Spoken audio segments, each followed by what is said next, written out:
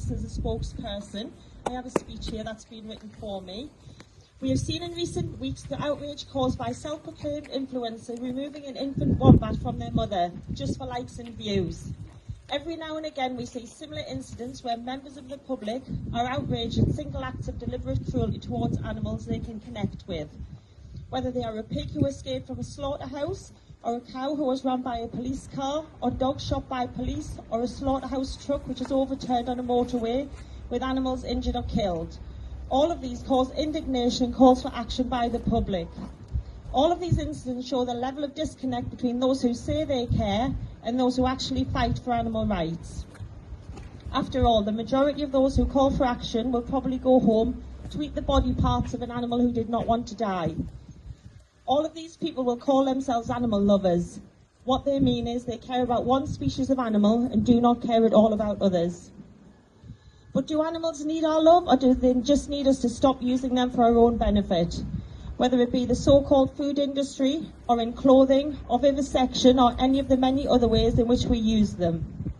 When we see these single animals in the media, we project human qualities on them. They look scared, they look cute, they need help. It shouldn't matter how an animal looks or what their part in our lives is. All animals have the right not to be used by humans. This horrifying expose at this farm has quite rightly made it onto tea time news and in the mainstream media. We are told,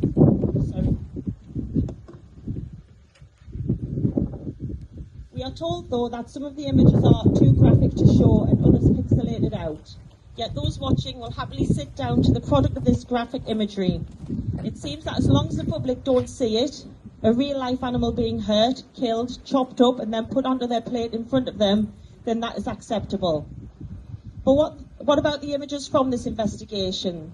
Images of animals being deliberately hurt, violated, mocked, some while on the ground lying in mud, others next to dead and dying calves. Of course, this farm is an RSPCA red tractor farm, supposed to be assuring higher welfare, whatever that means. But time and time again shown to be a worthless, immoral and money-making scheme between the RSPCA and animal farmers. We are told as activists time and time again that exposés like this are examples of one bad apple. We are told that action will be taken. We know the reason that activists like those at AJP repeatedly go into animal farms is to dispel those one bad apple myths and to show the public not only are they being lied to, but they are being deliberately and cynically misled. We know that once the RSPCA, ARLA and their suppliers have finished their investigation, it is highly likely that the farm will be reinstated and we will hear phrases like, lessons have been learned, the staff involved no longer work for us, and the old favourite, animal welfare is at the heart of what we do. We know that all they hope is that the furore dies down and the news moves on to the next big story. This is why actions like this are vital.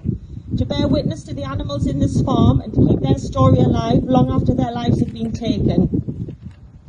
We don't want animal welfare. We don't want bigger cages, more grass, better food. We want animal rights. Yes! We want animals to be respected for the individual sentient beings that they are and for humans to stop using them. We fake outrage at the horrors meted out to different species in different countries, yet we hypocritically disregard horrors happening on our own doorsteps. If you are someone who shuddered or recoiled at the news reports into the treatment of these animals, ask yourself these questions. Why did these animals connect with you when the tens of thousands killed brutally on a daily basis pass you by? How can you walk past their processed body parts in a shop fridge? Was it because you see them as individuals? Did you look at your animal companions next to you and realise that they all share the same sentience? If you see animals as individuals and you realise that using them in any way is wrong, then surely the very next step you must take is to go vegan. A common phrase used by vegans is that veganism is a moral baseline. This is true.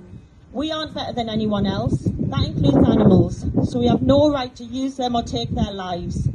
These animals at this farm deserve better. They deserve to live free and autonomous lives without harm from humans. Thank you.